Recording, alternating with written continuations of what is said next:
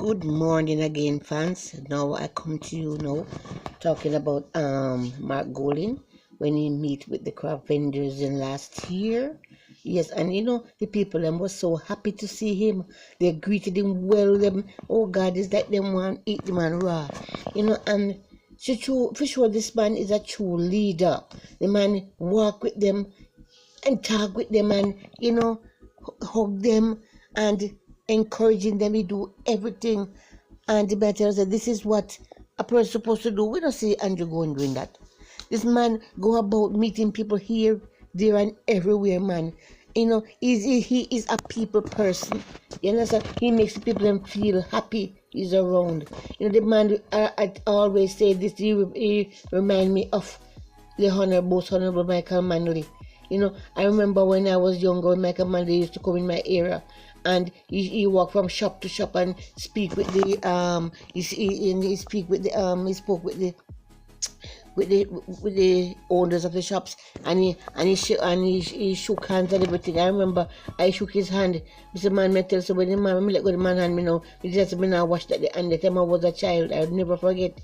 And Mr. Golden is the same way, the same sort of action behavior Mr. Golden doing it. And I tell you, when you see the people them are like this, the leaders are like this, we have to respect them and try, uplift them and try, and vote them in, let them come, let the world see what these people can do. Because I know that Mr. Golden can do very, very, very well. I know, because look at the amount he's doing already. I remember he went somewhere down in Clarendon and he set up pumps for the people to get water. First time they ever get water. You understand? That's for Mr. Golden. So you see, people like this, we have to lift them up and build them up. You see, when he was at the craft market there, night catch him. I remember when he was going through the market, him say, wow, this is darkness, pure darkness. Then he must say, this is a tourist area. How comes no light in that tourist area? The man is concerned, and boy, mate, you can see the people, they welcome him openly, open arms. So I'm so proud. Oh God, I'm so proud of this leader. So people, please, just go to an election day, vote. Put your X beside the head, because my tell us say we need that X right beside the head. Go out, people, and vote. So thank you for listening. At the end of this video, I will add the video at the end, and I'm gonna start doing this shout out thing. The first people to comment will get their shout out in the next video. Yes, so please comment and like first, and you'll get your shout out. Thank you. Yes.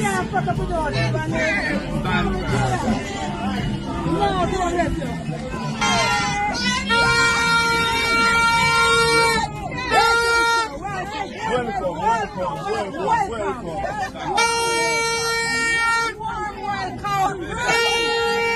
We need your opinion. We need your more than ever. We need them more than ever, boss. I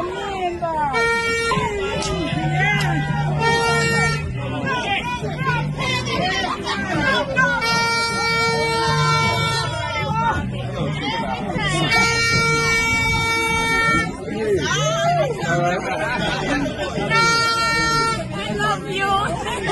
Peace and love. Over 200, yeah. And it's almost 300 vendors and all. Wow, yes. Big, yes. very big. It's very big. It's the largest one. This is the largest one in Ocho. So that's 150 plus 200. Yeah. 350 plus the Duns River one. Yeah, which was what? Yes. Yeah, man. Yes. And what is the situation that you're faced with? The situation, firstly, is a part of transfer of shops. Okay. There has been some policy that has been changed. In 2019, they said that they had stopped the position of transfer of shops, where shops could be brought down from my mom to myself or anybody in the family. And we want it to come back. We don't know why they had stopped it, but we need it to come back because it's preventing myself, as an example, from eating. I can't have the JTB license to have proof of my money. Over 200. 200, and it's almost 300 vendors and all. Wow. Yes. Big. Yes. Very big. It's very This is big. the largest one in This is the largest one in Ocho. So that's 150 plus 200.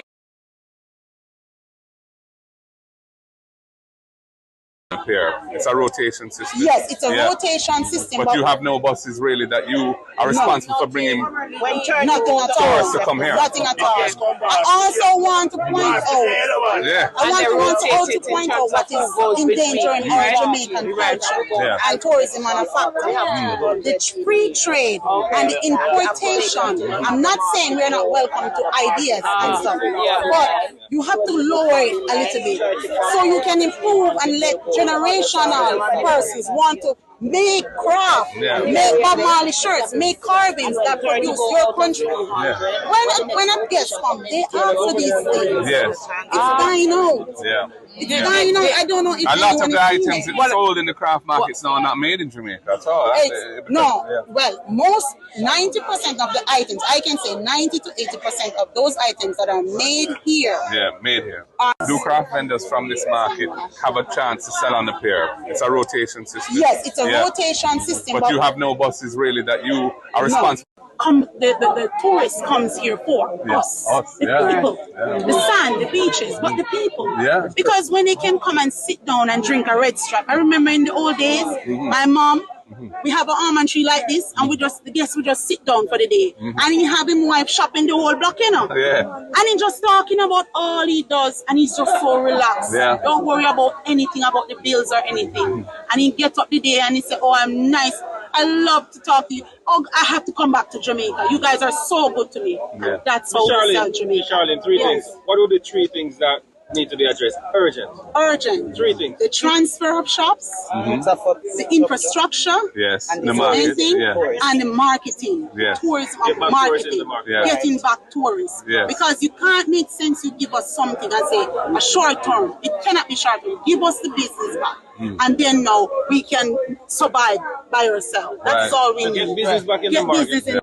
The knowledge, the know-how are developed by one generation and then are taken over by the next. And so the structures in the economy and the owners of it and the government that play that role, that should all be part of how it's perceived. And they shouldn't be seeking to put fetters on it, unnecessary fetters on the passing of businesses from generation to generation, because that's how you build the industry after all, because the knowledge is there in the family. I want to know what's the... We were saying landlord and tenant. That was the contract that was originally. I know things has to change, but they came up with this licenser and licensee. I don't know if it's because of modern time. The point is that why change something to make matters worse when it's not working? It's not working. All right. The difference is essentially one of the level of legal rights that you have. So under a landlord and tenant situation, the tenant has an interest in land. And no third party, for example, acknowledge the know-how are developed by one generation and then are taken over by the next.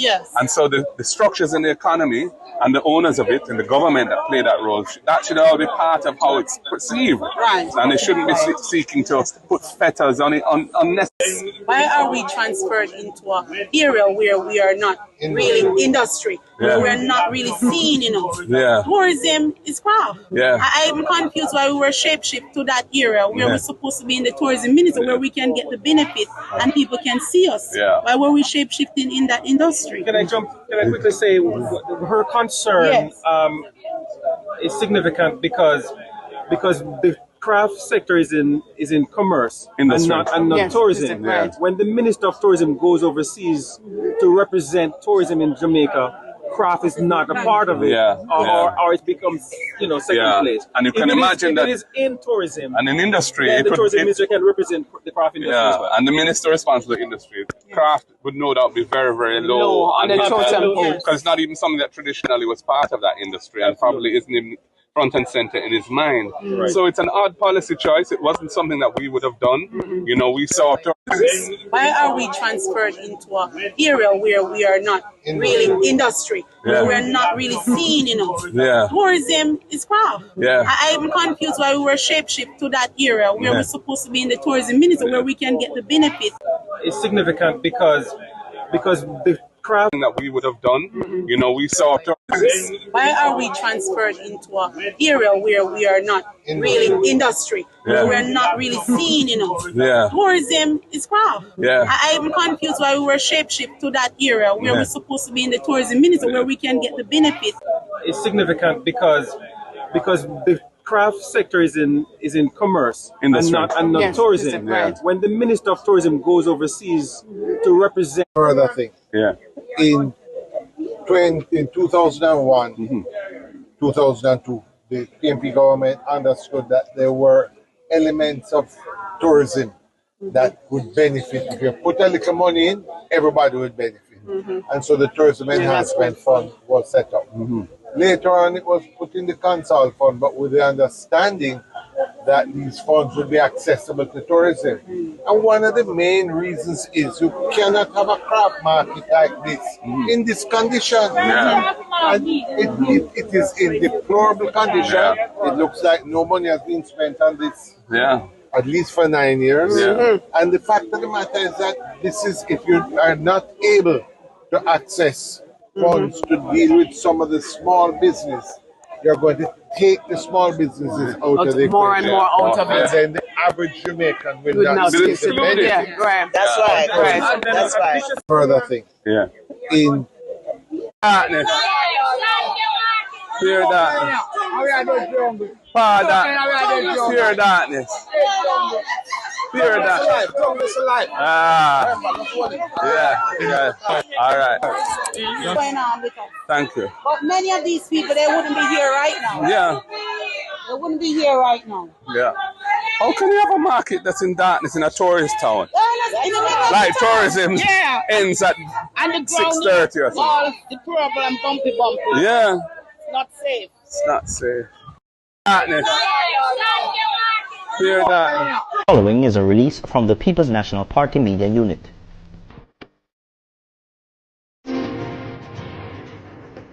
We're calling for a review of inventory management policies and procedures at the Office of the Disaster Preparedness and Emergency Management, following the discovery by the Auditor General of significant levels of relief supplies spoilage.